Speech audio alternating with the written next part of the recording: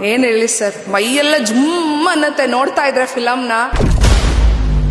Movie ಮಾಡಿದ್ರೆ ಹಿಂಗೆ ಮಾಡ್ಬೇಕು. ಬರ್ಕೊಡ್ತೀನಿ ಸರ್, ಬಾಂಡ್ ಪೇಪರ್ ಬರ್ಕೊಡ್ತೀನಿ, 100% ಗ್ಯಾರಂಟಿ ಓಡುತ್ತೆ.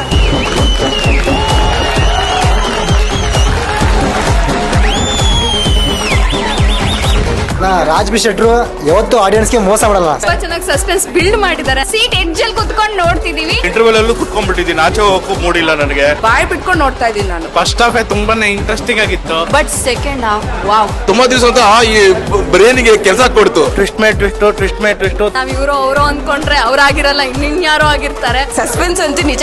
ನೆಕ್ಸ್ಟ್ ಏನಾಗುತ್ತೆ ಅಂತ ತುಂಬಾ ಕ್ಯೂರಿಯಾಸಿಟಿ ಆಗುತ್ತೆ. ರಾಜ್ ಬಿ ಶೆಟ್ರು ನೋಡ್ಬೇಕು ಅಂತ ಬಂದಿದ್ವಿ, ಬಟ್ ಅಲ್ದ್ರೊಳು ಒಬ್ಬನ ವಿಲನ್ ಅಡಗಿಟ್ಟವ್ರಲ್ಲ.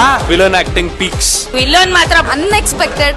ಆ ವಿಲನ್ ಮಾಡೋನಲ್ಲ ಕೆಲಸ ಮಾತ್ರ ಬೆಂಕಿ. ಬಟ್ ಆ ವಿಲನ್ ನೋಡ್ಬೇಕು ಅಂದ್ರೆ ಈ ಮೂವಿ ನೋಡ್ಲೇಬೇಕು. ಹೇಳಿದ್ರೆ ಚೆನ್ನಾಗಿರಲ್ಲ, ಬಂದ್ ನೋಡಿ ಥಿಯೇಟರ್ಗೆ. ತುಂಬಾ ದಿನ ಆದ್ಮೇಲೆ ಈ ತರದ ಒಂದು ಕನ್ನಡ ಸಿನಿಮಾ ಬಂದಿದೆ. ಲಾಸ್ಟ್ ಅಂತೂ ತುಂಬಾ ಚೆನ್ನಾಗಿದೆ. Climax number 1. ಕಾಸು ಕೊಟ್ಟಿದ್ದಕ್ಕೂ ಬ್ಲಾಕ್ ಬಸ್ಟರ್ ಸರ್. ಕಂಟೆಂಟ್ ಇಲ್ಲ ಅಂತೀರಾ, ಒಳಗಡೆ ಕಂಟೆಂಟ್ ಇದೆ. ಪ್ಲೀಸ್ ಬನ್ನಿ. ಒಂದು ಗೆಲ್ಲುವಂತ ಕನ್ನಡ ಸಿನಿಮಾ ಬಂದಿದೆ, ಎಲ್ಲರೂ ಬಂದು ಗೆಲ್ಲಿಸಿ.